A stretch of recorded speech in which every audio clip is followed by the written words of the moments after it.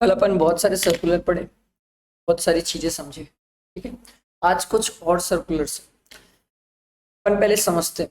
अपन ना शेड्यूल 2 में एक ट्रांजेक्शन छोड़ के आए थे, जिसको मैं बोला था कि अपन बहुत डिटेल में पढ़ने वाले हैं sir.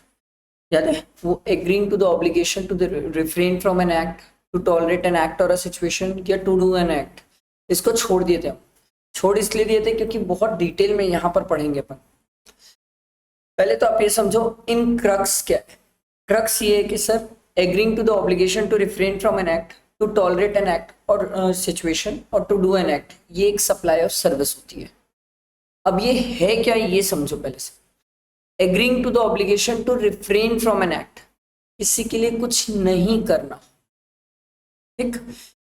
To tolerate an act और अ सिचुएशन, किसी चीज को सहना। ठीक है। और टू डू एन एक्ट, किसी के लिए कुछ करके देना। ये तीन बातें हैं। इन्होंने बोला है अगर कोई पर्सन ये तीनों चीज में से कुछ भी करता है तो it's a supply of service, और इस पे जीएसटी। अब इसी चीजों को इन्होंने एक एक करके डिटेल में समझाया कि भाई agreeing to the obligation to refrain from an act, किसी चीज को नहीं करना और नहीं करने के लिए सामने वाला आपको पैसे दे रहा है। एग्जाम्पल सिंपल है, इसका सबसे प्यारा एग्जाम्पल आप नॉन कम्पिटिंग फीस याद रखो। सबसे प्यारा एग्जाम्पल है कि भाई बाजू वाले क्लास वाले आए और वो मेरे को बोले कि सर आप टैक्स पढ़ाना बंद कर दो, अगर आप टैक्स पढ़ाना बंद करोगे तो हम आपको 50 लाख रुपए देंगे। तो सरकार बोलती है it's a supply of service, ये जो आपको 50 लाख रुपए मिला है इस पे जीएसटी है। ये समझ आया? बैठे है दिमाग में?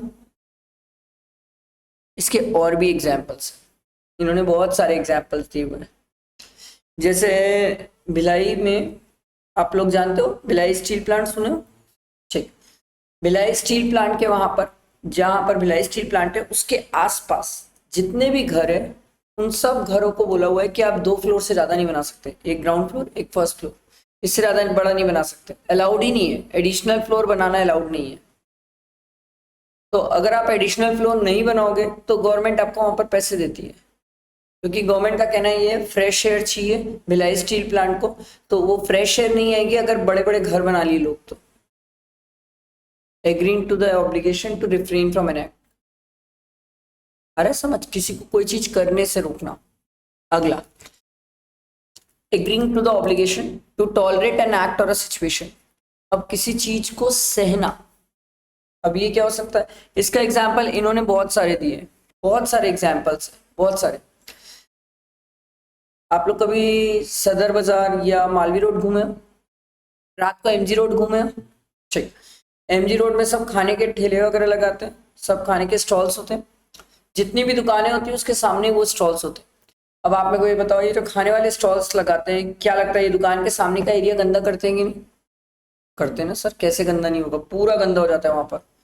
तो जो भी दुकानदार है वो उन स्टॉल वालों को लगाने दे रहा है और वो सह रहा है कि वो वहां पर आप लगा रहे हो, उसके कारण वो एरिया गंदा हो रहा है, बट ठीक है, पर मैं देखो लगाने दूंगा बट तू मुझे पैसा दे। सरकार बोलती है अगला, agreeing to the obligation to tolerate, sorry, हाँ, टू टॉलरेट एन एक्ट और अ सिचुएशन, किसी चीज को सहना। सर समझ आया? बैठा दिमाग में? और भी बहुत सारे एग्जाम्पल्स हैं, और भी बहुत सारे एग्जाम्पल्स हैं।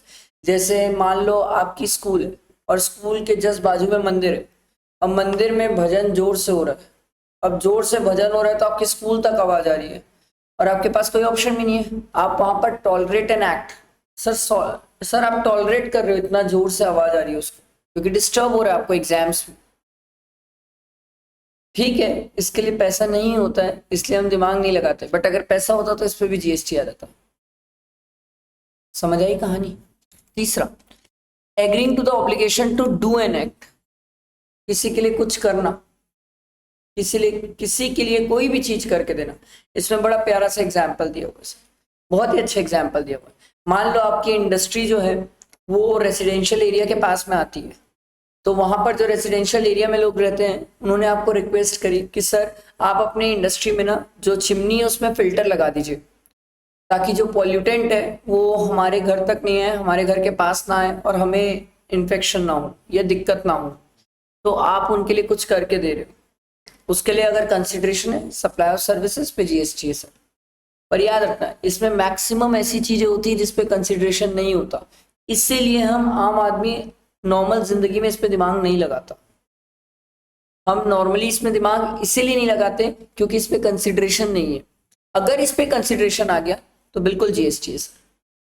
दिमाग इसलिए नहीं लगाते हैं, हम किसी को कुछ बोलते हैं वो सुन लेता है, मान लेता है, हम उसके लिए अलग से पैसा ऐसा कुछ देते नहीं है तो दिमाग लगाते नहीं है सर। जहां पैसा आ गया वहां जीएसटी की बात आ जाएगी सर। समझ आया? क्योंकि सप्लाई का सेकंड पैरामीटर ये इतना कंसिडरेशन होना चाहिए। भाई कंसिडरेशन ही नहीं है तो फिर बात कहाँ होगी? चलो नहीं भी कंसिडरेशन है तो शेड्यूल 1 में फॉल करना चाहिए। अब अगर शेड्यूल 1 में भी नहीं है तो फिर कहाँ से जीएसटी है? फिर तो जीएसटी है ही नहीं सर, फिर और कहीं पढ़ाया ही नहीं मैंने। समझ आया? ऊपर की जो 3 एक्टिविटी अपन ने पढ़ा, ये तीनों एक्टिविटी सप्लाई ऑफ सर्विस होती है। बट सरकार बोली देखो रियल लाइफ में ये सब चीजें बोलचाल में होती है, इसके लिए कोई बैठ के सच ऐसे पूरा एग्रीमेंट सब चीजें नहीं होती। तो सरकार बोलती है इसमें हमारा जीएसटी लेना बहुत मुश्किल है। हम इन केसेस में जीएसटी तभी ले पाएंगे जब इसके लिए कोई एग्रीमेंट बना हो और कंसिडरेशन। आप समझो ना सर, बाजू कोचिंग वाला आके मेरे को बोला सर आप टैक्स पढ़ाना बंद कर दो, 50 लाख रुपए दे दूंगा। मान लो वो 50 लाख दे दिया, हमने कोई एग्रीमेंट किया ही नहीं, कुछ ऑन पेपर कुछ हुआ ही नहीं है, कैसे कैसे जीएसटी लोगे आप? पे कोई बताओ, पता ही नहीं चलेगा अगर ऑन पेपर कुछ हुआ नहीं है। तो इन्होंने यही बोला कि सर ये तीनों चीजों के लिए पहले कोई एग्रीमेंट होना चाहिए और एग्रीमेंट के साथ साथ उसमें कंसिडरेशन होना चाहिए। क्योंकि जब तक एग्रीमेंट ही नहीं है कहां ट्रैक करूं मैं आपको? मेरे को ये बताओ, मैं आपको ट्रैक ही नहीं कर पाऊंगा। एग्रीमेंट रहेगा, आप उसे रजिस्टर कराओगे, कॉन्ट्रैक्ट बनेगा, उसके बाद कल के दिन कंसिडरेशन होगा। कोई पार्टी डिफॉल्ट करती है तो समझ आएगा, नहीं तो पकड़ाओगे ही नहीं, पकड़ाओगे ही नहीं। और अगर पकड़ाओगे नहीं तो फिर कैसे बात? बताओ। मैं आपको एक सिंपल एग्जांपल देता हूँ। अपन सब गणपति बप्पा बैठाते हैं, तो गणपति बप्पा पहले तो वहां पर ये आप लोग देखियो ठेले वगैरह दुकान वगैरह में लगा के लोग बेचते हैं गणपति बप्पा। तो जैसे हमारी दुकान ना सत्ती बाजार में, ठीक है, सत्ती बाजार में ना एक पर्सन है जो 3 दिन के लिए आता है और 3 दिन आके वहां पर गणपति बप्पा बेचता है।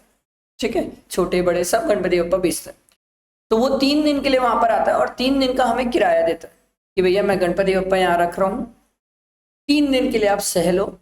3 दिन के लिए आपकी गाड़ियां यहाँ खड़ी नहीं हो पाएगी। कैसे होगी? जब वही गणपति बप्पा लगा के बेच रहा है सामने, तो कैसे गाड़ियां खड़ी होगी? तो 3 दिन के लिए हम सहते हैं उस चीज को, और जो 3 दिन हम सहते हैं उसके लिए वो हमें पैसा देता है, पर इस पर जीएसटी नहीं होता है। क्यों नहीं होता है सर? हम बैठ के उसके साथ एग्रीमेंट थोड़ी बनाएंगे। आप खुद सोचो, ठेले वाले के साथ मैं बैठ के एग्रीमेंट बनाऊं? सीरियसली? इसीलिए सरकार बोली इसमें जीएसटी लेना थोड़ा मुश्किल होता है। क्योंकि क्या होता है, लोग बोलचाल की भाषा में निपटा देते हैं। कहां से कैसे जाएंगे? अब आप मेरे से ये लड़ सकते थे सर एग्रीमेंट तो ओरल भी होता है। अरे मेरे बाप, होता ओरल है, पर ओरल में कोई चीज का पता कैसे चलता है? रिटर्न होगा तो कल के दिन जाके मैं चेक कर सकता हूँ, ओरल में क्या बोलूंगा? ओरल में तो कोई माई बाप नहीं है। और वो आपको क्या लगता है, वो जो हमें ठेले वाला पैसा देता है वो क्या ऑनलाइन देता है? नहीं, कैश देता है। और नहीं पकड़ सकते। एक बार ऑनलाइन हो तो चलो ठीक है भाई कि ये पैसा कहां से आया, कैश में क्या पकड़ोगे आप? मेरे को ये बताओ। चलो, इसीलिए सरकार बोली लॉजिकली सोचो, इसके लिए कोई एग्रीमेंट या कॉन्ट्रैक्ट हो प्लस कंसिडरेशन होना चाहिए, तब हमारे लिए ये चीज पकड़ना आसान है और तब हम इस पे जीएसटी की बात कर पाएंगे। नहीं तो मुश्किल है रियल लाइफ में। इसलिए सरकार इसमें इतना ज्यादा घुसती नहीं है सर, इसलिए इसमें इतना ज्यादा नहीं घुसती है सर। बट अगर बड़े लोग हैं, बड़े लेवल पे बात है, तो फिर कॉन्ट्रैक्ट्स होते हैं। जैसे मैं आपको एक अच्छा एग्जाम्पल देता हूँ। फिजिक्स वाला जानते हो ना सर? फिजिक्स वाला में अगर कोई भी टीचर पढ़ा रहा है तो उनके साथ एक कॉन्ट्रैक्ट किया जाता है कि जब तक आप फिजिक्स वाला में हो, आप अपने चैनल बना के या अपनी क्लासेस कुछ भी नहीं पढ़ा सकते। अलाउड ही नहीं है, अलाउड ही नहीं है। वो करते हैं सर कॉन्ट्रैक्ट, तो वहां पर फिर जीएसटी की बात आ जाती है, क्योंकि वो बहुत बड़े लेवल पे उन लोग कॉन्ट्रैक्ट करते हैं, कंसिडरेशन होता है, सब कुछ होता है, वहां जीएसटी आ जाता है सर। छोटे मोटे लेवल पे नहीं पकड़ सकते, आप पकड़ ही नहीं पाओगे। समझ आया? जीएसटी में कई ऐसे प्रोविजंस है जो सुनने में आपको लगेंगे सही है, प्रैक्टिकली अप्लाई होना चाहिए, बट कई सारी चीजें प्रैक्टिकली अप्लाई हो नहीं पाती है, क्योंकि उतने ग्राउंड लेवल पे इंडिया में पकड़ना थोड़ा मुश्किल है। थोड़ा पकड़ना मुश्किल है, ऐसा नहीं है पकड़ सकते हैं अगर पकड़ने में आ जाए तो। गवर्नमेंट भी इतना नीचे लेवल पे जाके दिमाग नहीं लगाती है। समझ आया? अब पहले मेरे को इस वर्ड का मतलब बताओ, लिक्विडेटेड डैमेजेस, फिर मैं बताऊंगा। नहीं नहीं नहीं नहीं नहीं नहीं नहीं नहीं नहीं नहीं नहीं बिल्कुल नहीं। क्यों हार्म पहुंचाएंगे हम किसी को जबरदस्ती?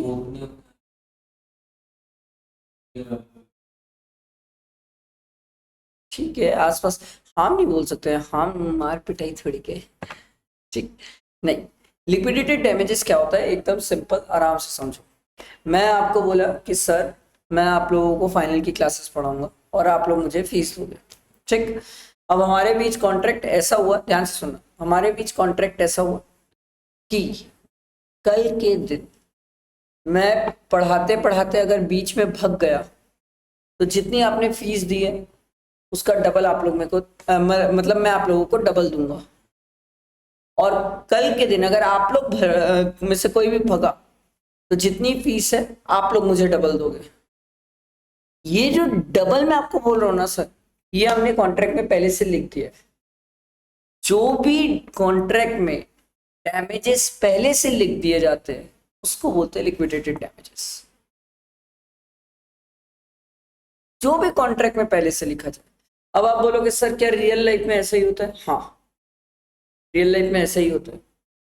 जितने भी गवर्नमेंट कॉन्ट्रैक्ट्स हैं या बड़े कॉन्ट्रैक्ट है, सब जगह ऐसे ही लिखा होता है कि भैया इतने टाइम में आपको खत्म करना है, नहीं करोगे तो आपको डैमेजेस देना पड़ जाएगा। जैसे ये जो प्रधानमंत्री आवास योजना में जो बिल्डर घर बनाता है, प्रधानमंत्री आवास योजना में गवर्नमेंट उसको बोली भाई 3 साल के अंदर बनाओ। मानी का एंटीला थोड़ी क्या यार जो तेरे को 10 साल दे देंगे, 3 साल में तू बना। अगर तो 3 साल में वो बिल्डिंग नहीं बनाता तो कल के दिन तेरे को गवर्नमेंट को लिक्विडेटेड डैमेजेस देना पड़ जाएगा। और वो डैमेजेस की अमाउंट कितनी होती है वो तो कॉन्ट्रैक्ट टू कॉन्ट्रैक्ट डिफर करती है सर, कितनी होगी। समझ आया यहाँ तक? क्लियर? अब इसको ध्यान से सुनना और समझना। दो बातें हो सकती है इसमें, इसको बहुत ध्यान से सुनना समझना, क्योंकि ना आधे से ज्यादा लोगों को यही क्लियर नहीं कि ये कैसे ट्रीट होगा। ठीक है,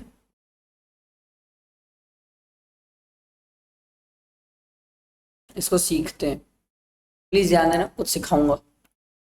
लिक्विडेट, पहले ये वर्ड क्लियर है, लिक्विडेटेड डैमेजेस।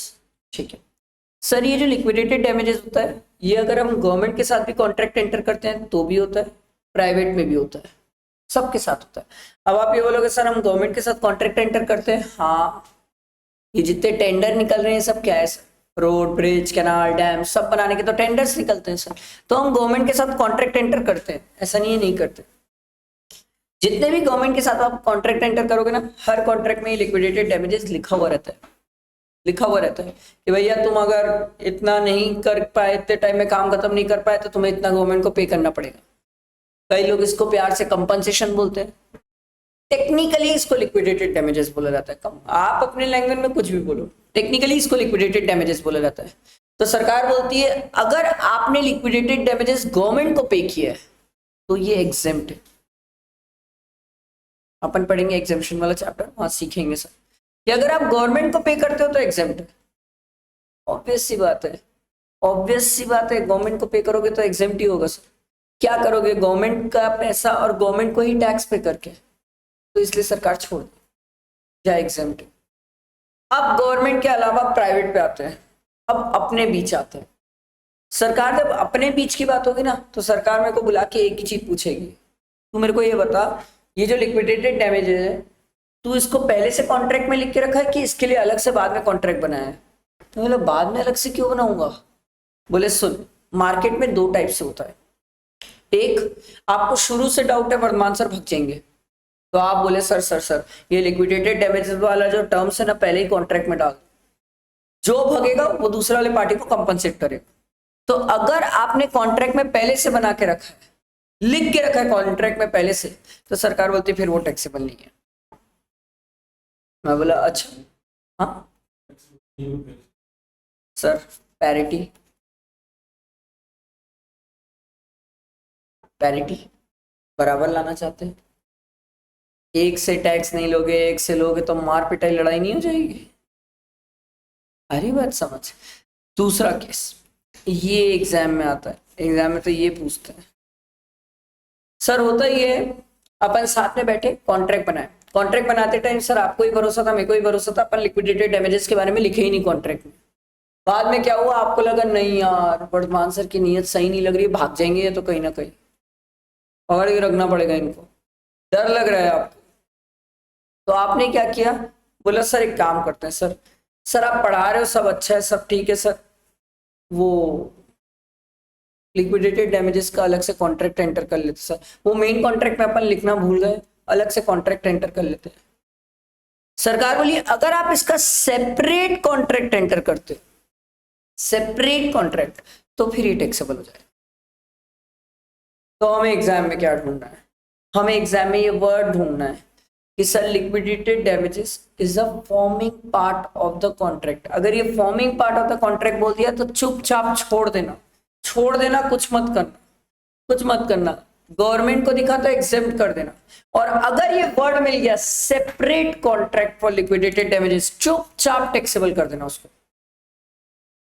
ये समझ आई कहानी, क्या बोला, समझ आया? ये बहुत सारे लोग आखिरी दिन तक इसमें कंफ्यूज रहते हैं कि चीज क्या है, लिक्विडेटेड डैमेजेस क्या है और इसका ट्रीटमेंट क्या है। जब मैंने हैंडरिटन नोट्स बनाया ना, तो उन हैंडरिटन नोट्स में पूरे दुनिया जहान की चीजों को एक ही जगह कर दिया, ताकि बार बार आदमी लिक्विडेटेड डैमेजेस के लिए इधर उधर भगे ना, एक ही जगह उसको पता हो कि क्या होने वाला है। क्लियर हुआ ये लिक्विडेटेड डैमेजेस? पक्का? आगे बढ़ते हैं, ठीक है। इसके बाद आती है बात चेक डिसऑनर की। चेक डिसऑनर जानते हो, कभी भी किसी का भी चेक डिसऑनर हो, मान लो आप लोगों ने पेमेंट फीस का चेक के फॉर्म में किया और मान लो इन केस साइन के कारण, बैलेंस के कारण, किसी भी रीजन से चेक डिसऑनर हो गया, आपको पता है बैंक चार्जेस लेता है, डिपेंड करता है बैंक टू बैंक कितना लेगा। ये आईडीबीआई का पता है मेरे को, आईडीबीआई 400 रुपये लेता है, तो 400 रुपये चार्ज काट देता है। अब बात ये है कि जो 400 रुपये चार्ज है, क्या इस पे जीएसटी है?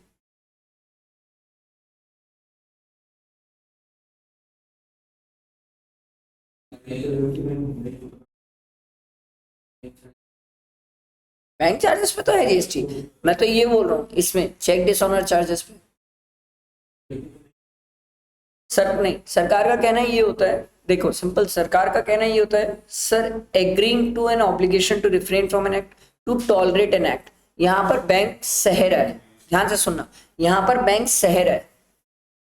बैंक चेक के डिसऑनर के फाइन्स इसलिए रखता है ताकि लोग चेक को मजाक ना समझे, चेक को मजाक ना समझे, चेक को सीरियसली ले।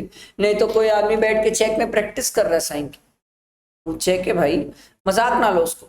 तो सरकार बोलती है इसीलिए हम उसमें डिसऑनर के चार्जेस रखते हैं सर, बट ये जो डिसऑनर के चार्जेस है इस पे जीएसटी हम नहीं रखेंगे सर, इस पे जीएसटी नहीं रहेगा। मैं बोला क्यों? सरकार बोली कोई इसको मजे के लिए नहीं करता है।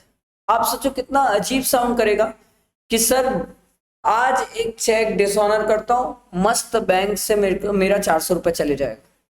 कोई ऐसा नहीं करता सर, किसी को ये सर्विस में मजा नहीं आ रहा है सर्विस, मैंने ये कभी बोला ही नहीं सर सर्विस नहीं है, it's a supply of service, क्योंकि बैंक आपके चेक को रिलेटेड सर्विसेज दे रहा है सर। बट सरकार बोलती है इसमें जीएसटी नहीं है। लॉजिकली सोच के देखो, इसमें जीएसटी नहीं होना चाहिए सर, क्योंकि कोई आदमी मजे मजे में चेक डिसऑनर कभी नहीं करता, वो तो गलती से चेक डिसऑनर हो जाता है। कई बार बैलेंस प्रॉपर नहीं रहता है, या अमाउंट टैली नहीं हो रहा है, या साइन टैली नहीं हो रहा है, तब चेक डिसऑनर होता है। तो चेक डिसऑनर हम जानबूझ के नहीं कर रहे हैं। सरकार बोली जब जानबूझ के है ही नहीं, जब नियत खराब नहीं है, तो उसको टैक्सेबल क्यों करेंगे? हम टैक्सेबल ही नहीं करेंगे, नॉट टैक्सेबल, एग्जेम्प्ट नहीं है, नॉट टैक्सेबल। आई बात समझ? अगला ये भी होता है, ये तो बहुत तेजी से होता है। Penalty impose for violation of loss. अगर लोग लॉ तोड़ते हैं, जैसे एक छोटा सा एग्जांपल, एकदम बहुत ही छोटा सा एग्जांपल, बहुत ही छोटा सा एग्जांपल, वो दिल्ली में सुनो एक बार, बहुत फेमस किस्सा है कि दिल्ली में एक बार ना कोई कोचिंग क्लासेस थी, वहां पर ना आग लग गई थी। तो कोचिंग में जनरली फायर एक्सटिंग्विशर वगैरह होते ही नहीं थे। भाई कोचिंग है ना, रेस्टोरेंट थोड़ी कि आग का काम हो रहा है जो यहाँ फायर एक्सटिंग्विशर रखे सब, तो होते ही नहीं थे। अब दिल्ली में एक कोचिंग थी, वहां पर ना आग लगी थी, कितने बच्चे तो जल के मर गए थे, बहुत फेमस किस्सा है, कितने ही बच्चे जल के मर गए थे। जब वो जल के मरे ना, तब गवर्नमेंट जागी और गवर्नमेंट ने बोला ना ना ना ना, बच्चे का मैटर है, सीरियस रहो इस पे। गवर्नमेंट ने तुरंत लॉ पास किया कि जितने भी कोचिंग क्लासेस है हर जगह फायर एक्सटिंग्विशर होना चाहिए। भले आपको जरूरत नहीं है, पर आप एक रखिए fire extinguisher, in case emergency में, क्योंकि शॉर्ट सर्किट मेरे को बता के तो नहीं होगा ना, इन केस अगर इमरजेंसी में लगा तो आप फायर एक्सटिंग्विशर यूज करेंगे। पर आज भी बहुत सारे कोचिंग वाले हैं जहां पर फायर एक्सटिंग्विशर नहीं है, नहीं है, नहीं है, नहीं है। बिहार में रेड मारे थे लास्ट टाइम, मैंने देखा था न्यूज में, बिहार में रेड मारे थे क्योंकि ये लॉ पास हुआ था। और हर कोई लॉ आपको लगता है इंडिया में मान लेता है? नहीं। तो सर लॉ पास हुआ था, अब ये लॉ पास हुआ, बहुत सारे लोग बिहार में माने ही नहीं, कोचिंग्स पे था ही नहीं, गए जितने भी गवर्नमेंट ऑफिसर थे, जा जाके पेनल्टी दी है सबसे, सबसे ये पेनल्टी। हाँ है, ऑफिस में जा, दो दो है, जरूरत है, क्योंकि गलत भी नहीं है, एक जेन्युइन कंसर्न है। अरे बच्चे हैं यार, अब अपने यहाँ तो चल सीए लेवल के स्टूडेंट है तो सभी बड़े हैं, समझदार हैं। कई जगह 8-9 के भी तो बच्चे आते हैं यार, बच्चे तो आजकल 8-9 के भी क्लासेस के होते हैं ना। अब 8-9 के बच्चे से तू इतना एक्सपेक्ट नहीं कर सकता कि उनका आए बाय दिमाग चल जाए, तो फिर बेटर है ना, थोड़ा सा उनकी सेफ्टी कंसर्न भी है, इसीलिए तो सरकार ने उन सब से जितनों के फायर एक्सटिंग्विशर नहीं था 5,000 रुपये लिए है। चलो ये छोड़ो, और आसान एग्जाम्पल चाहिए, अपन जीएसटी पढ़ रहे, अपन आगे रजिस्ट्रेशन चैप्टर में पढ़ेंगे सर कि कोई भी बंदा जो जीएसटी नंबर लेता है, ये आप लोग ऑफिस में भी सीखे होंगे, कोई भी पर्सन अगर जीएसटी नंबर लेता है तो उसको अपने ऑफिस के बाहर जीएसटी नंबर दिखाना कंपलसरी है। ये तो सुने ही होंगे, जो भी बोर्ड है भले ही छोटा सा लिखो पर जीएसटी नंबर दिखाना पड़ेगा सर। अगर जीएसटी नंबर नहीं है तो गलती से अगर जीएसटी वाला आ गया तो 5,000 रुपए का फाइन है, सुने हो? ये 5,000 रुपए जो फाइन लेते हैं उस पर जीएसटी नहीं है सर, उस पर जीएसटी नहीं है सर। ये आपके लिए इसलिए कि आप ये मत करो, आप ये चीज मत करो, आप जीएसटी नंबर लिखो, कभी कुछ नहीं बोलेगा डिपार्टमेंट, पागल थोड़ी क्या जबरदस्ती, समझ आया? रायपुर में तो बहुत वसूली हुई है इस नाम से, बहुत हुई है, बहुत हुई है, बहुत हुई है। हमारे पास भी आया था जीएसटी वाला, आया था। अब आया, हुआ ये था कि हमारा ना बोर्ड लगा हुआ था, तो स्टूडेंट ना उस टाइम पास हुए थे, रिजल्ट्स आए थे, तो उसके ऊपर ना पोस्टर लग गया था, जीएसटी नंबर तो था पर उसके ऊपर पोस्टर लग गया था। तो जीएसटी वाला आया, सर आप लोग का जीएसटी नंबर का है क्या, आप लोग जीएसटी में रजिस्टर्ड है कि नहीं? हम बोले हम रजिस्टर्ड है, हमारे पास बिल वगैरह सब है। बोले नंबर का है, जीएसटी नंबर का है, कैसे मानूं आप लोग रजिस्टर्ड हो? बोले है सर जीएसटी नंबर बाहर ही है। बोले कहाँ है, दिखा। तो हम लोग देखे एक सेकंड के लिए, तो हम लोग को बाद में दिख गया, अरे यार वो तो पोस्टर के पीछे चले गया है। तो वो हमको प्यार से सिर्फ इतना ही बोल के चले गया, भैया देखो वार्निंग दे रहा हूँ, क्योंकि आपने, आपकी नीयत खराब नहीं थी, दिख रहा है वो ठीक है, पीछे चले गया, आपने लिखा हुआ है, आपने ऐसा नहीं किया, कई लोग तो लिखते ही नहीं है भैया, आप कम से कम लिख के रखे हो। मैं आपको एक वार्निंग दे रहा हूँ कि भैया जीएसटी नंबर कोई भी हाल में आपको जो पोस्टर जहां लगाने लगाओ, बट जीएसटी नंबर मेरा दिखना चाहिए। आप पोस्टर में जीएसटी नंबर लिख दो, मेरे को कोई दिक्कत नहीं, बट मेरे को दिखना चाहिए जीएसटी नंबर।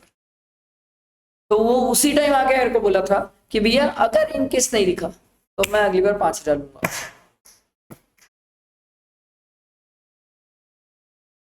समझ आई कहानी? तो इस पे जीएसटी नहीं है सर, ये जो 5,000 है इस पे जीएसटी नहीं है। ये तो मैं आपको जीएसटी वाला इसलिए एग्जांपल दिया कि आप ऑफिस में कभी ना कभी सुने होगे, देखे होगे, नहीं तो आज नहीं तो कल फ्यूचर में देखोगे, ये तो देखोगे ही सर। ये क्लियर है पक्का? नेक्स्ट, ये भी बहुत होता है सर, ये भी बहुत होता है यार, रायपुर में नहीं होता है, रायपुर में ये सब बहुत कम है, बट मेट्रोज में बहुत कम है। मान लो मैं कहीं एम्प्लॉयमेंट में गया, ठीक है, तो वहां पर मेरे से बॉन्ड भरवा लेते हैं। रायपुर में एक सी है, मैं नाम नहीं बताऊंगा, लाइन में रिकॉर्डिंग में तो नाम नहीं लूंगा, ठीक है, क्लास के बाद बता दूंगा नाम। वो बॉन्ड भरवाते हैं आर्टिकल से, आप छोड़ नहीं सकते हो, और अगर आप छोड़े तो आपको लास्ट 12 मंथ्स की सैलरी देना पड़ जाएगा। सिलाएगा आर्टिकल 12 मंथ्स की सैलरी, वो तो मिलती है उसकी वैसे ही पेट्रोल में निकल जाती है, पेट्रोल और थोड़ा बहुत में निकल जाती है, कहां से लाएगा वो 12 मंथ्स की सैलरी? बॉन्ड भरवाते हैं। तो रिकवरी ऑफ बॉन्ड अमाउंट, इस पे जीएसटी नहीं है सर, ठीक है। मेट्रोज में ये बहुत होता है कि जहां पर आप एम्प्लॉयमेंट में जाते हो तो आपसे बॉन्ड भरवा लेते हैं कि आप इतने टाइम पीरियड मतलब एम्प्लॉयमेंट छोड़ नहीं सकते, अगर छोड़े तो लास्ट 12 मंथ्स की सैलरी कंपलसेट करो सर। कहाँ से लाएगा आदमी लास्ट 12 मंथ्स की, वो तो खर्चा कर चुका होगा, इस पे जीएसटी नहीं है। समझ आ रहा है ना?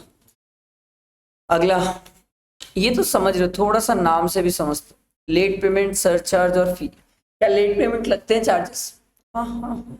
मेरे घर में ना एयरटेल का वाईफाई लगा हुआ है, ठीक है, तो शुरुआत में ना ऑटो पे में नहीं था, तो ऑटो पे है, अब तो पता ही नहीं चलता है कब पे हो रहा है क्या हो रहा है, पर शुरू में ऑटो पे में नहीं था।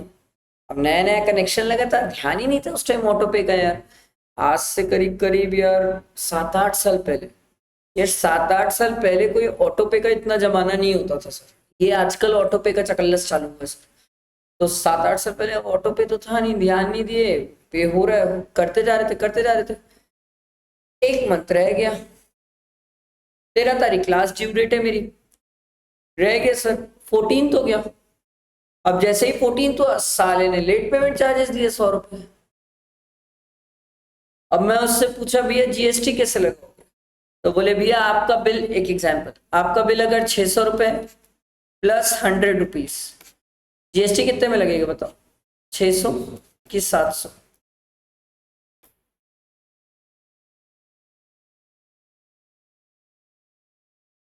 सरकार बोली जीएसटी 600 में लगेगा सर, 100 पे जीएसटी नहीं है और नहीं लगता। ये तो मैं एक एग्जांपल दिया, आप लोग इलेक्ट्रिसिटी बिल लेट पे करके देख लो, उसमें भी 10 रुपए लगता है लेट पेमेंट में। लेट पेमेंट तो बहुत कॉमन चीज, कहाँ नहीं होती है लेट पेमेंट, ये इंडिया है। आधे से ज्यादा जगह तो लेट पेमेंट ही चल रहा है सर, आधे से ज्यादा जगह तो लेट पेमेंट ही चलता है सर। ये लेट पेमेंट पे जीएसटी नहीं है सर, समझ आई बात? पक्का बैठा दिमाग में? अगला, फिक्स चार्जेस फॉर पावर। अब मैं आपको ये बताऊं, आप लोग कभी बिल देखियो इलेक्ट्रिसिटी का? और अगर नहीं देखियो तो देखना, घर जाके देखना जरूर। सर आपको पता है हर महीने अगर मैं पूरे महीने भर घर को लॉक भी कर दूंगा ना तो भी मेरा बिजली बिल आएगा। चैलेंज, आप सब बंद कर लो, पूरे महीने भर बंद कर लो तो भी आएगा, क्योंकि सर हर इलेक्ट्रिसिटी डिपार्टमेंट आपसे कुछ तो फिक्स चार्जेस लेता ही है सर। मीटर के चार्जेस लेता ही है, कुछ मिनिमम चार्जेस जो आपको देना ही पड़ेगा। आप बंद कर दो ना, सब बंद कर लो तो भी देना पड़ जाएगा। ये जो फिक्स चार्जेस ले रहे हैं सर फॉर पावर, इस पे जीएसटी नहीं है। वैसे तो इलेक्ट्रिसिटी में जीएसटी एग्जेम्प्ट है, बट ये जो फिक्स चार्जेस है उस पर भी जीएसटी नहीं है। आई बात समझ? कैंसिलेशन चार्जेस, ये तो ऐसा हो ही नहीं सकता एक स्टूडेंट कभी जीवन में देखा ही ना हो। कहाँ कैंसिलेशन नहीं होता मेरे को आप ये बताओ? रेलवे की टिकट कैंसिल, होटल की कैंसिल करते हो बुकिंग्स, या कहीं पर जा रहे हो उसकी बुकिंग कैंसिल, कहाँ नहीं हो रहा है कैंसिलेशन? हर जगह कैंसिलेशन है। फिर बात वही आ रही है सर, इस कैंसिलेशन चार्जेस पे जीएसटी, बोलो बोलो बोलो, कैंसिलेशन चार्जेस पे जीएसटी।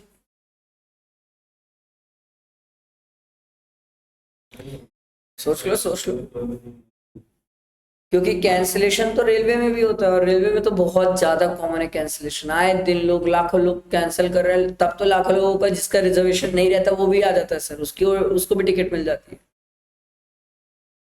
जो वेटिंग में रहता है उसको तक टिकट मिल जाती है, कोई तो कैंसिल कर रहा होगा तब तो मिल रही होगी, नहीं तो कैंसिल बिना हुए कैसे मिलेगी सर? अब कैंसिलेशन चार्जेस को लेके बहुत सारी बातें हैं, बहुत सारी बातें हैं। इन्होंने बोला sir normally normally cancellation charges पे जीएसटी नहीं होता, नॉर्मली कैंसिलेशन चार्जेस पे जीएसटी नहीं होता।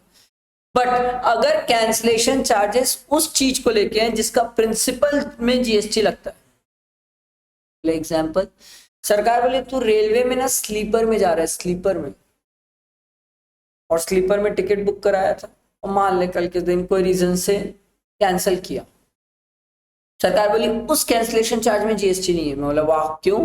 सरकार बोली रेलवे में तो स्लीपर में जाता तो वो तो वैसे ही एग्जेम्प्ट है, तो उसके कैंसिलेशन चार्जेस पे जीएसटी नहीं है। मैं बोला अच्छा, फिर मान लो कल के दिन मैं एसी की बुकिंग किया तो एसी की बुकिंग में तो जीएसटी भी है। सरकार बोली वेरी गुड, कल के दिन एसी की बुकिंग किया और कल के दिन एसी की बुकिंग कैंसिल कराया तो फिर उस कैंसिलेशन चार्जेस पे जीएसटी आ जाएगा। तो कैंसिलेशन चार्जेस को लेके मैं पहले ये बोलता हूँ रुको, वो जिस चीज के लिए कैंसिलेशन चार्जेस है पहले चेक करो उसका प्रिंसिपल सप्लाई पे जीएसटी है कि नहीं है। अगर उसके प्रिंसिपल सप्लाई पे जीएसटी तो कैंसिलेशन पे भी बात करेंगे, नहीं तो बात ही नहीं करूंगा मैं आपसे। समझ आया कैंसिलेशन चार्जेस? क्लियर हुआ सबको? तो हमें सर देखना पड़ेगा, नेचुरली ये पार्ट ऑफ द बंडल होता है, नेचुरली बंडल होता है कैंसिलेशन चार्जेस।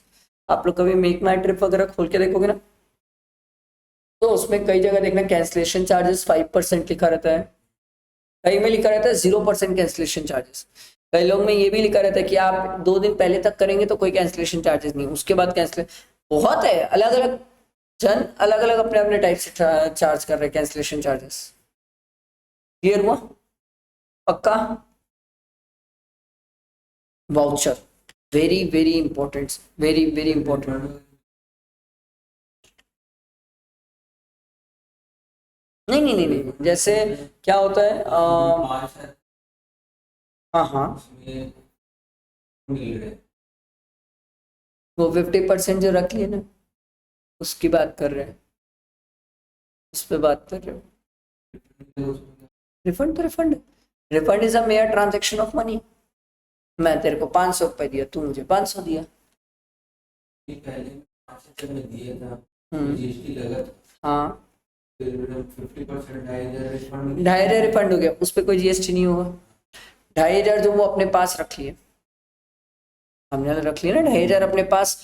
वो 2,500 वो उसको अगर कैंसिलेशन चार्जेस बोल रहे हैं 2,500 इन केस, जनरली ऐसा नहीं बोलते हैं। जनरली क्या होता है, इतना बड़ा अमाउंट नहीं होता है। जनरली क्या होता है, अगर 5,000 की तूने बुकिंग किया तो वो 5% 10% ही कैंसिलेशन चार्जेस होते हैं, इतने भी नहीं रखते। मर जाएगा यार कोई नहीं, 50% कैंसिलेशन चार्जेस रखा था।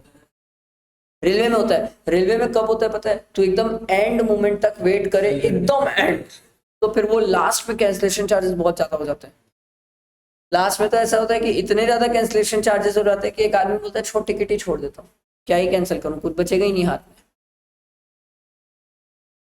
तब तो फिर कोई दिक्कत नहीं। आईटीसी कहाँ से आएगा, आईटीसी नहीं आएगा। ठीक है, आई बात समझ क्लियर? चलो, अब अगला वाउचर का केस समझते हैं। ये बहुत अच्छे से समझना जरूरी है, क्योंकि इसके दो रीजन है सर। वाउचर का केस आपका समझना इसलिए जरूरी है क्योंकि वाउचर बहुत हॉट टॉपिक है।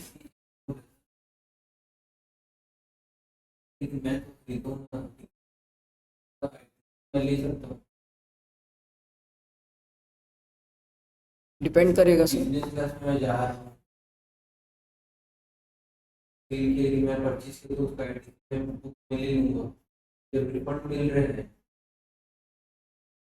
हाँ, फिर रिवर्सल करना पड़ जाएगा, फिर रिवर्सल करना पड़ जाएगा। बट वही बात है, देखना पड़ता है। हाँ, रिवर्सल तो करनी पड़ेगी। चलो, वाउचर वाला केस समझते हैं।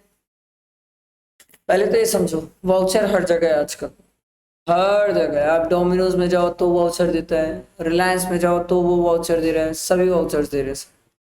वाउचर को लेके मैं आपको पूरा समझाऊंगा, बट एक क्रक्स याद रख लेना, वाउचर्स पे जीएसटी नहीं है। लास्ट में मैं आपको यही बोलने वाला, वाउचर्स पे जीएसटी नहीं है। बाकी मैं आपको पूरा डिटेल में समझाऊंगा कि कैसे वाउचर्स होते हैं, क्या वाउचर होते हैं, किस टाइप के वाउचर होते हैं, मैं सब समझाऊंगा।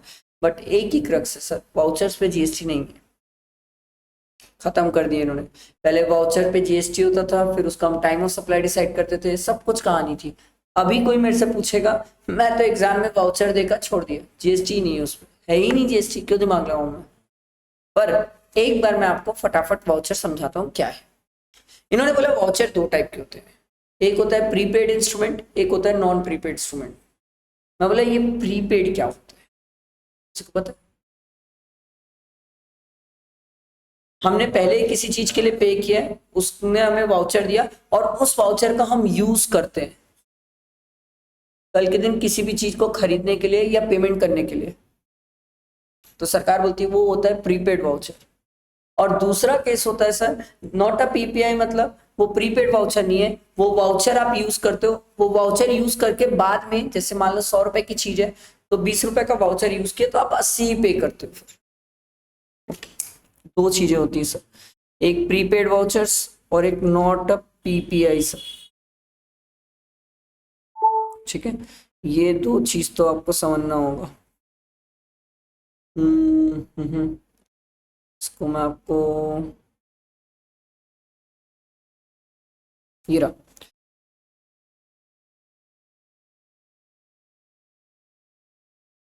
Prepaid instrument and not a prepaid instrument. ठीक, prepaid instrument, not a prepaid instrument, ये दो ही चीजें होती है सर। ठीक है,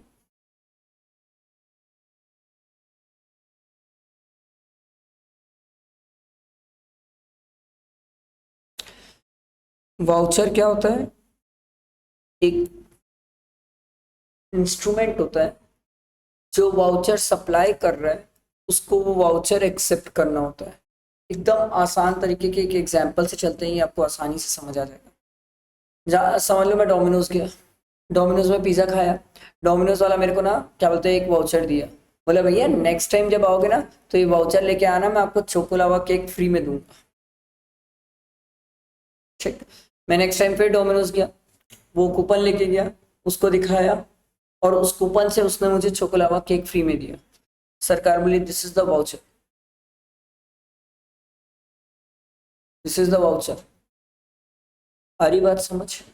बैठा दिमाग में। और ये वाउचर उसको एक्सेप्ट करना पड़ेगा, वही तो दिया है, कैसे एक्सेप्ट नहीं करेगा? हाँ, फिक्स टाइम पीरियड के अंदर जाना पड़ेगा, एक्सपायरी के पहले जाना पड़ेगा, क्योंकि वाउचर्स की एक्सपायरी होती है सर। और वाउचर्स कहाँ नहीं है? अपन गरबा में जाते हैं वहां भी वाउचर्स है, कहाँ वाउचर्स नहीं है? हर जगह वाउचर्स है, सब जगह। समझ आ रहा है? बेटा दिमाग में। अपन कभी कभी जीपे से रिचार्ज करते हैं या जीपे से कुछ करते हैं, तो जीपे वाला भी हमें वाउचर्स देता है कि नेक्स्ट रिचार्ज में आपका 5 से 50 रुपीज के बीच में रिचार्ज में वो मिल जाएगा, बेनिफिट मिल जाएगा, वो भी वाउचर है। तो नेक्स्ट टाइम जब मैं रिचार्ज करता हूँ तो मान लो मेरा 50 रुपये रिचार्ज में कम हो गया, मतलब कम लगा, वो भी तो वाउचर है। समझ आई कहानी? बैठा दिमाग में। तो इन्होंने सिंपल यही बोला सर, अगर वाउचर्स है तो सिंपल आप ये याद रखेंगे कि वाउचर्स को हम गुड्स सर्विसेज कहीं भी यूज कर सकते हैं, एक लिमिटेड टाइम पीरियड के अंदर यूज कर सकते हैं। वाउचर अब कैसे होता है, ध्यान से सुनो। वाउचर डिस्ट्रीब्यूट कैसे किए जाते हैं? दो तरीके हैं सर। आप डोमिनोज में पिज्जा खाने गए, डोमिनोज वाला ही आपको वाउचर पकड़ा दिया, प्रिंसिपल टू प्रिंसिपल। अब गरबा में गए, गरबा वाले डायरेक्टली वाउचर सप्लाई नहीं करते, एजेंट्स अपॉइंट करते हैं। आप लोग देखिए लोगों के इंस्टाग्राम की स्टोरीज रहती है, मेरे पास यहाँ का गरबा का पास है, मेरे पास यहाँ गरबा का पास है। सरकार बोली कई बार ऐसा होता है कि डायरेक्टली नहीं होता है सर, डायरेक्टली नहीं होता है, कई बार डायरेक्टली नहीं होता है, थ्रू एन एजेंट होता है। सरकार बोली अगर प्रिंसिपल टू प्रिंसिपल डिस्ट्रीब्यूट किया जा रहा है तो भी जीएसटी नहीं है, और प्रिंसिपल से एजेंट के थ्रू डिस्ट्रीब्यूट किया जा रहा है, क्या लगता है उस पे जीएसटी? सरकार बोली उस पे भी जीएसटी नहीं है। पर अगर वो एजेंट कमीशन लेता है तो फिर उस कमीशन पे जीएसटी। जैसे मान लो मैं आपका बोला कि आरसीबी का मैच होगा, मैं टिकट बिकवा दूंगा, पर भैया जितनी टिकट बिकवाऊंगा इसमें से 2 टिकट मेरी होगी, तो 2 टिकट जो मैं अपनी रख लिया, दिस इज अ कमीशन, इस पे जीएसटी है। हरी बात समझ? पर मान लो अगर आपने मेरे को 10 टिकट दी, मैं 10 के 10 टिकट बेचवा दिया, कुछ नहीं क्यों, कोई कमीशन कुछ चार्ज नहीं किया, तो सरकार वाली फिर जीएसटी ही नहीं है, फिर क्या आएगा जीएसटी? वाउचर्स तो वैसे ही जीएसटी से बाहर है। समझ आई बात? बैठा है दिमाग में? ठीक है। अब वाउचर्स में क्या होता है, कई एडिशनल सर्विसेज होती है सर। कैसे? आप लोगों ने कभी ध्यान दिया होगा, गरबा का वाउचर या डोमिनोज का वाउचर, शॉपर स्टॉप का वाउचर, किसी का भी वाउचर हो, तो उन लोग ना उसमें ब्रांडिंग करते हैं, एडवर्टाइजमेंट्स करते हैं वाउचर्स में। तो सरकार बोली अगर ब्रांडिंग है, एडवर्टाइजमेंट्स है, ये सब चीजें हो रही है अगर वाउचर पे, तो इन पे जीएसटी है सर, इनको नहीं छोड़े हम। आप समझो गरबा का वाउचर है, ठीक है, उस वाउचर में मैं एक्सेस जूस का क्या बोलते हैं कूपन क्रिएट करूं, और एक्सेस जूस वाला उसमें अपनी ब्रांडिंग और कोल्ड कॉफी की फोटो वोटो सब करे, सरकार बोली भाई उस पे जीएसटी है। ये जो एडिशनल सर्विसेज है ना सर, आप एडवर्टाइजमेंट कर रहे हो, को ब्रांडिंग कर रहे हो, मार्केटिंग कर रहे हो, प्रमोशन कर रहे हो, कस्टमाइजेशंस कर रहे हो, सरकार बोली इस पे जीएसटी है भाई, इस पे जीएसटी है, बिल्कुल जीएसटी, इसको नहीं छोड़ेंगे हम, ये जो भी एडिशनल सर्विसेज है इस पे जीएसटी है सर। अच्छा, क्या लगता है सर हर बार पूरे वाउचर्स बिक जाते हैं? नहीं, एक मस्त एग्जांपल देता हूँ। पहला मैच हुआ था रायपुर में आरसीबी और एमआई का, गजब टिकट बिकी, पूरा पैक था, पूरा पैक था। दूसरा मैच हुआ आरसीबी और केकेआर का, खाली था, खाली था, पैक तो था बट बहुत सारा खाली भी था, तो कई सारे तो बिकते भी नहीं ना। अब बात ये आ रही है जो नहीं बिके, नहीं बिके अनरिडीम वाउचर, इसका क्या होगा? सरकार बोली इस पे भी जीएसटी नहीं है सर। क्यों होगा? जब जो वाउचर बिक रहे हैं उस पे जीएसटी नहीं है, तो अनरिडीम वाउचर पे जीएसटी क्यों होगा? समझ आया? बैठा दिमाग में? क्लियर हुआ? पक्का? तो इन केस में कोई एग्जाम में इन शॉर्ट क्रक्स में क्या याद रखना है, वाउचर्स पे जीएसटी नहीं है। छोड़ दूंगा मैं एग्जाम में, वाउचर दिखा छोड़ दूंगा। अभी इंटर वालों के क्वेश्चन में आया था, फाइनल वालों के भी आएगा। कैसे नहीं आएगा? आएगा। आज नहीं तो कल इसको टच कर देगा सर वो वाउचर को। बहुत अच्छा टॉपिक है, लेटेस्ट टॉपिक है, इसलिए टच करेगा।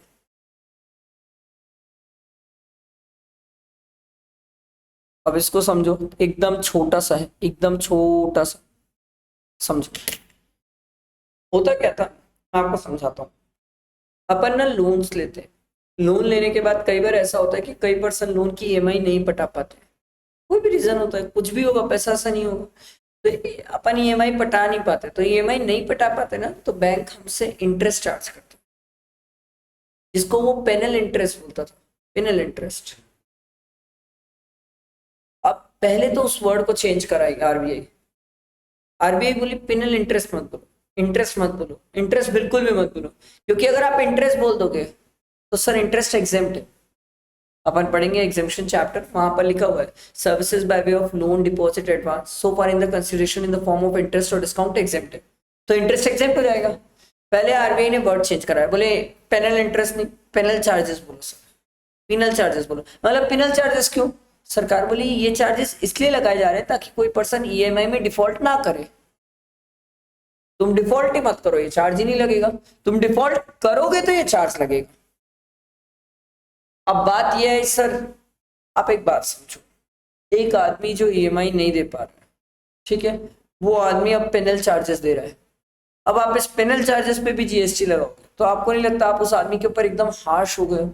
और ऐसा तो नहीं है किसी को मजा आ रहा था कि अरे आहा आज ईएमआई नहीं देता, मस्त पेनल चार्जेस दूंगा। कोई मजा नहीं है सर, ये मजबूरी में हो रहा है। तो आरबीआई ने बोला कि किसी की मजबूरी पे जीएसटी मत लगाओ। लॉजिकली अगर ये आरबीआई का सर्कुलर नहीं होता ना, आरबीआई के थ्रू ये सर्कुलर नहीं आता ना, तो मैं तो पेनल चार्जेस पे जीएसटी लगा दिया होता सर, मैं लगा देता जीएसटी, क्योंकि चार्जेस पे जीएसटी है सर, इंटरेस्ट और डिस्काउंट को ही छोड़ा है हमने। पर सर आरबीआई सामने आके बोला कि नहीं भाई छोड़ दो इसको, तो हम छोड़ दिए, इसलिए ये पेनल चार्जेस पे जीएसटी नहीं है सर। समझ आई कहानी? बेटे पेनल चार्जेस मतलब समझ आया ना सर? पक्का? ठीक है, अब कुछ वर्ड्स की डेफिनेशंस देखते हैं। सबसे पहले एग्जेम सप्लाई। एग्जेम्प्ट क्या होता है पता है? एग्जेम्प्ट सप्लाई का रियल यूज हम कहाँ करते हैं सर? जब हम आईटीसी पढ़ते हैं और रूल 42 43 पढ़ते हैं सर, तो वहां पर सबसे ज्यादा हम एग्जेम्प्ट सप्लाई का यूज करते हैं। अभी तो ऐसा जितना ज्यादा काम नहीं आता है, बट वहां बहुत काम आता है, बहुत काम। क्योंकि रूल 42 43 में जो हम क्रेडिट का कंप्यूटेशन करते हैं, इनपुट इनपुट सर्विस और कैपिटल गुड्स में, वहां पर गड़बड़ हो जाएगी अगर आपको एग्जेम्प्ट नहीं पता होगा ढंग से। ठीक है, तो एग्जेम्प्ट क्या होता है सर? जो नील रेट होता है, जो होली एग्जेम्प्ट होता है, and includes non taxable. Non taxable क्या है सर? दारू, alcoholic liquor for human consumption. पर इसमें अमेंडमेंट हुआ, इस बार का नहीं है, पिछली बार का है। अभी तक एग्जाम में पूछा नहीं है तो ध्यान से सुन लो, माइट भी पॉसिबल पूछ सकता है कि सर नॉन टैक्सेबल में तो अभी सिर्फ दारू है, नॉन टैक्सेबल में तो सिर्फ दारू है, पर सर इन्होंने ऐड किया सर, इसको ऐड किया सर। ये क्या है बताओ? Undenatured extra neutral alcohol rectified spirit, पता है क्या है? ठीक है, रेक्टिफाइड स्पिरिट मतलब वोडका, और अनडीनेचर्ड एक्स्ट्रा न्यूट्रल अल्कोहल मतलब ऐसी चीजें जिनसे हम अल्कोहल बना रहे, ऐसी चीजें जिनसे हम अल्कोहल बनाते हैं। सरकार बोली इसको ही बाहर करते हैं, और लॉजिकली बाहर करना चाहिए। आप मेरे को एक बार बताओ, इस पे जीएसटी लोगे, दारू पे जीएसटी छोड़ दोगे? अबे तो इस पे जीएसटी लिए तो ऑलरेडी वो दारू तक जीएसटी पहुंच जाएगा, इसलिए सरकार ने इसको छोड़ दिया। सरकार बोली जा रहे इस पे भी जीएसटी, नॉन टैक्सेबल। समझ आया? तो नॉन टैक्सेबल में एक ही है अभी, दारू, और दारू से रिलेटेड चीज। ठीक, टैक्सेबल सप्लाई ये तो बहुत सिंपल है सर, ऐसी पेट्रोल नोटिफाइड नहीं है अभी, पेट्रोल को तो रोक दिए, बीच में रुका हुआ है पेट्रोल, नॉन टैक्सेबल नहीं है पेट्रोल, पेट्रोल अभी नोटिफाइड नहीं है, अभी पेट्रोल में पुराने टैक्सेस लगते हैं। ठीक है, टैक्सेबल सप्लाई जिसमें सर जीएसटी लगता है, इन्होंने सिंपल बोला सर शेड्यूल 3 की चीजें बाहर रखना सर, क्योंकि शेड्यूल 3 की चीजें वो होती है neither supply of goods not supply of services. GST है ही नहीं सर, सोच ही क्यों रहे हो सर। ठीक, नॉन टैक्सेबल हमने अभी सीखा सर, जिसपे जीएसटी लगने की बात ही नहीं है, और इस पे दारू आता है सर, एल्कोहलिक लिकर आता है सर, ये ध्यान रखेंगे हम। ठीक है, क्वेश्चन ये है सर, क्या शेड्यूल 3 की चीजें नॉन टैक्सेबल है?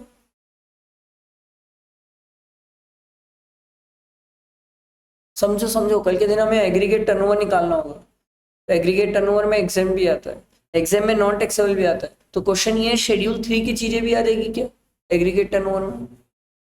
सरकार ने प्यार से बोला भाई साहब आप समझिए इसको, वो सप्लाई ही नहीं है, वो सप्लाई ही नहीं है, आप उसको ले ही नहीं सकते। समझ आई कहानी, वो सप्लाई ही नहीं है, आप उसको ले ही नहीं सकते। तो एक चीज क्रिस्टल क्लियर कर लो भैया, ये जो शेड्यूल 3 की चीजें हैं, ये जो शेड्यूल 3 की चीजें हैं, इसे आप नॉन टैक्सेबल नहीं बोलेंगे। It's neither supply of goods nor supply of service. गलती से भी नॉन टैक्सेबल लिख के आ गए, बवाल हो जाएगा, मार्क्स काट देगा, वो बोलेगा कंसेप्ट ही ठीक नहीं है बच्चे का, बेस ही ठीक नहीं है उसका। हरी बात समझ। इनवर्ट सप्लाई बहुत सिंपल है सर, हम कहीं से कोई चीज परचेस करते खरीदते तो इनवर्ट सप्लाई, अगर किसी को हम आउटवर्ड सप्लाई करते तो वो आउटवर्ड सप्लाई हो जाता है, ये बहुत सिंपल चीज है। इसके बाद कुछ और छोटी छोटी बातें आती है, एक है कंपोजिट सप्लाई और मिक्स सप्लाई। किसी को पता है ये क्या होता है?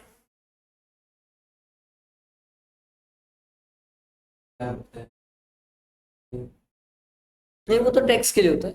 सबसे पहले अगर मुझसे कोई पूछेगा कंपोजिट सप्लाई या क्वेश्चन में कहीं कंपोजिट सप्लाई दिखा, तो मैं सबसे पहले ये बोलूंगा सर ऐसी कोई भी चीज जो नेचुरली बंडल्ड वो कंपोजिट है। टैक्स तो बाद में देखेंगे सर कि किस रेट से लग रहा है, पहले आप ये डिसाइड करो सर जो चीज नेचुरली बंडल्ड है वो कंपोजिट है सर। अरे समझ, तो मैं आपको पढ़ा रहा हूँ, पढ़ाने के साथ बुक्स नेचुरली बंडल्ड है, कंपोजिट है सर। अरे बात समझ, पर मैं आपको बोलूं सर मैं पढ़ा रहा हूँ, आपको मेरे साथ लाइफ इंश्योरेंस लेना पड़ेगा सर, वो तो आप जबरदस्ती करने लग गए कुछ भी। आपके पढ़ाने के साथ लाइफ इंश्योरेंस कहाँ से कनेक्ट हो रहा है सर? तो वो मिक्स्ड हो जाएगा। समझ आ रही है कहानी? तो सर कंपोजिट सप्लाई वो है जो कि नेचुरली बंडल्ड है, जबरदस्ती नहीं है सर, नेचुरल है, पूरा मार्केट यही करता है सर। और जब पूरा मार्केट यही करता है तो सरकार बोलती है आपके पढ़ाने पे जीएसटी कितना है, मैं बोला 18%, बोले बुक में कितना है, बोले 5%, सरकार बोली आप 18 लगाएंगे सर, क्योंकि आपका मेन काम पढ़ाना है सर, आपका मेन काम बुक देना नहीं है, आपका मेन काम पढ़ाना है सर। हरी बात समझ, बैठा दिमाग में। नेक्स्ट, मिक्स सप्लाई क्या होता है सर? सर जहां पर दो या दो से ज्यादा चीजें उनको जबरदस्ती आप मिला दियो, जबरदस्ती, और जबरदस्ती मिला के एक सिंगल प्राइस चार्ज करो, अलग अलग प्राइस भी नहीं बता रहे, सिंगल एक प्राइस चार्ज करो। सर कैसे? मान लो कोई आपको टीवी फ्रिज एसी कूलर सब सप्लाई कर रहा है और एक ही प्राइस दिखाता है सर, अलग अलग प्राइस ही नहीं दिखा रहे कितनी है। सरकार बोली मिक्स्ड है यार, जबरदस्ती कर दियो अब आप तो, और जबरदस्ती कर दियो तो सरकार बोली बताओ सब में क्या क्या रेट है, तो जिसमें हाईएस्ट वाला रेट होगा वो रेट हम चार्ज करेंगे सर। अब आप बोलोगे सर ये कंपोजिट और मिक्स्ड पता करने के कोई तरीके हैं? नो, ऐसा कोई स्ट्रेट जैकेट फॉर्मूला नहीं है सर। आप लोगों का परसेप्शन समझो, मेजोरिटी ऑफ द लोग क्या कर रहे हैं, किस टाइप की सर्विस है, क्या वो चीज का साथ में होना जरूरी है कि नहीं, इसका कोई स्ट्रेट जैकेट फॉर्मूला नहीं है सर कि ऐसा फॉर्मूला अप्लाई करो ये आ ही जाएगा, ऐसा कुछ नहीं है सर। समझ आई कहानी? बैठे दिमाग में। फिर इन्होंने एक सिंपल छोटी सी चीज क्लियर करी सर, कोई भी पर्सन अगर धुरंधर मूवी देखने जा रहा है और वहां पर मूवी देखते देखते पॉपकॉर्न कोल्ड ड्रिंक्स कुछ भी खाए पिए, मतलब अंदर स्टॉल्स जितने हैं उन सब स्टॉल से खाए पिए, तो वो सब स्टॉल्स को सर रेस्टोरेंट सर्विसेज माना जाएगा। अगर रेस्टोरेंट माना जा रहा है तो फिर उन लोग 5% जीएसटी लेते हैं, ये बोलने की जरूरत थी, क्योंकि एक जमाने में उन लोग 18% लेते थे, बाद में गवर्नमेंट बोली नहीं, आप लोग रेस्टोरेंट में कवर्ड है, पाँच ही लेंगे। इसकी बात हो रही, समझ रहे हो? अपन मूवी देखने जाते हैं, अंदर जितने भी है, बाहर तो अलग ही हो जाते हैं, बाहर तो अलग ही है, जितने अंदर है उनको बोला गया आप रेस्टोरेंट सर्विसेज प्रोवाइड कर रहे हैं, आप 5% जीएसटी चार्ज करेंगे। क्लियर? ये समझ आया? हाँ। नहीं एग्जाम नहीं है, एग्जाम नहीं है।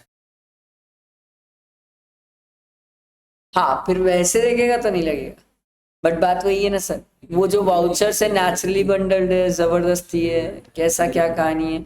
और जब से वाउचर को लेके सर्कुलर आया है, जब से वाउचर को लेके सर्कुलर आया है, उन लोग वाउचर जो रहता है ना सर, अलग से प्रोवाइड नहीं करते आजकल। ये अलग हो गया आजकल, क्योंकि अब वाउचर को लेके कहानी हो गई है, कॉम्प्लिकेटेड हो गई चीजें, कि वाउचर तो पूरा ही छोड़ दिए इन्होंने, पूरा ही छोड़ दिए। बोले वाउचर पे जीएसटी की बात ही मत करो sir, voucher is a mayor transaction of money, छोड़ दो सर। और दूसरा, अगर मान लो वाउचर कोई ऐसा है, प्रीपेड है, नॉन प्रीपेड है, सरकार सिंपल एक ही चीज बोली, अगर प्रीपेड वाउचर से तो it's a mayor transaction of money, छोड़ दो सर। और नॉन प्रीपेड वाउचर से तो सरकार बोलती है शेड्यूल 3 में एक्शनेबल क्लेम है, तो दोनों केस पे ही जीएसटी नहीं हो रहा है। और एक्सट्रीम है, एग्जेम्प्ट नहीं है, नॉन टैक्सेबल नहीं है ही नहीं जीएसटी। शेड्यूल 3 को तो हम neither supply of goods not supply of service बोलते हैं, और अगर मैं मेयर ट्रांजेक्शन ऑफ मनी बोलता हूँ तो मनी तो गुड्स की डेफिनेशन से ही बाहर है सर, सर्विस की डेफिनेशन से बाहर है, तो भी जीएसटी नहीं है। तो वाउचर वैसे ही बाहर हो चुका है, तो वाउचर वाला दिमाग लगाना ही नहीं पड़ता। अब सिंपल वो जो सिनेमा के टिकट की जो प्राइस है उसी में हम दिमाग लगाते हैं। समझ आई कहानी? ठीक है। हाँ। उसके बाद छोटी सी बात, छोटे छोटे सर्कुलर, फिर ये हमारा चैप्टर का मेन पार्ट कंप्लीट हो जाएगा। देखो आप मेरे को ये बहुत सिंपल सा था, बहुत ही सिंपल था सर। आप लोग कभी कोई गाड़ी वगैरह रिपेयर वगैरह के लिए लेके गए हो, कार वगैरह? तो सर होता ये है कि कार जब हम रिपेयर के लिए लेके जाते हैं, तो सर वो जो लेबर चार्जेस रहते हैं, कई बार हमें वो लेबर ये भी बोलता है भैया इसमें ये वाला पार्ट लगेगा, खराब हो गया है। बात ये थी कि जीएसटी कौन सा लगे।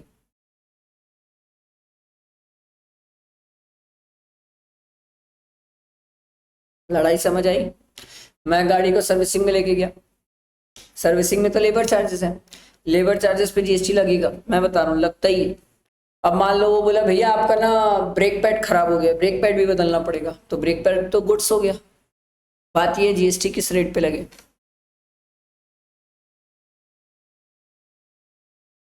इन्होंने बोला सर ये चीज नेचुरली बंडल नहीं होती है। और कैसे बंडल करोगे आप मेरे को ये बताओ, बंडल करोगे ही कैसे? हर गाड़ी अलग है, हो सकता है कोई गाड़ी आई जिसमें सर सिर्फ सर्विस करके ही काम हो गया, और एक गाड़ी आई जिसका ब्रेक खराब था, एक गाड़ी आई जिसका क्लच खराब है। कैसे पता करोगे? सरकार बोली ये चीज पहले से नहीं पता चल सकती, सरकार बोली अलग अलग ही है, ये ना कंपोजिट है ना मिक्स है, ये अलग अलग है, अलग अलग ही चार्ज करते हैं। आप कभी जाके देख लेना, आपको वो पार्ट जितने लगाएगा उसका बिल अलग देगा, और नीचे में लिख देगा लेबर चार्जेस इतना है, अलग अलग ही चार्ज करते हैं सर। अगला, रिट्रेडेड टायर्स, ये पता है आपको क्या होता है? हाँ, टायर्स को मोल्ड करवा देते हैं सर, ये अपन कम कराते हैं, आम आदमी कम कराता है, ट्रक वाले सबसे ज्यादा कराते हैं, ट्रक वाले ही कराते हैं, क्योंकि उनके ट्रक के टायर्स बहुत महंगे होते हैं। अपना तो 3 साढ़े 3 4 हजार में आ जाता है टायर, या 5 हजार में टायर आ जाएगा, अच्छा टायर आ जाएगा। उनके टायर होते हैं 15-20 हजार, 25 हजार, 30 हजार, 40 हजार के टायर्स होते हैं, तो वो लोग रिमोल्ड कराते हैं। अब बात ये हो रही है, दो बातें, एक ट्रक वाला बोला मेरे पास टायर है भैया आप इसको मोल्ड करके दे दो, एक लेयर बैठा के दे दो रबर की, सरकार बोली it's a supply of service. दूसरा, एक ट्रक वाला बोला भैया मेरा टायर पूरा खत्म हो चुका है, मोल्ड भी नहीं हो सकता, पिछली बार खुद ही मोल्ड करवाया था। तो वो दुकान वाला बोला चिंता मत कर मेरे पास मोल्डेड टायर पड़ा हुआ है, खरीदेगा तो बता। तो मैं उससे मोल्डेड टायर खरीद लिया, it's a supply of goods.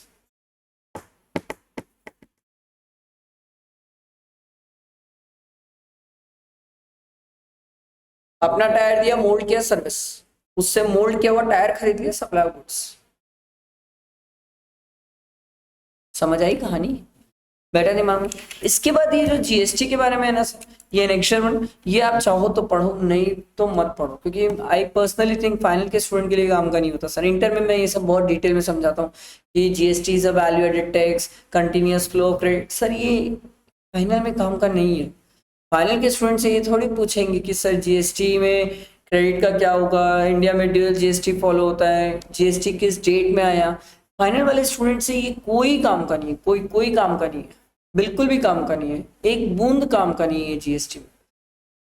ठीक है, तो मेरे हिसाब से ये आपको नहीं पढ़ना चाहिए, ये आप लोगों के लिए टाइम पास है, बिल्कुल भी टाइम पास है, भयानक टाइम पास है। आपको क्या लगता है एग्जाम में क्वेश्चन आएगा what are the benefits of GST? नहीं, इंटर में आता है 5 मार्क्स। सर फाइनल के स्टूडेंट के पास उनके लिए पूछने के लिए बहुत कुछ पड़ा है, ये तो नहीं पूछेंगे सर कि what are the benefits of GST. तो इसको अगर आपको पढ़ना है तो नॉलेज के लिए पढ़ लो, बाकी आखिरी दिन तो कोई छूता भी नहीं है इस पार्ट को, कोई भी नहीं छूता सर।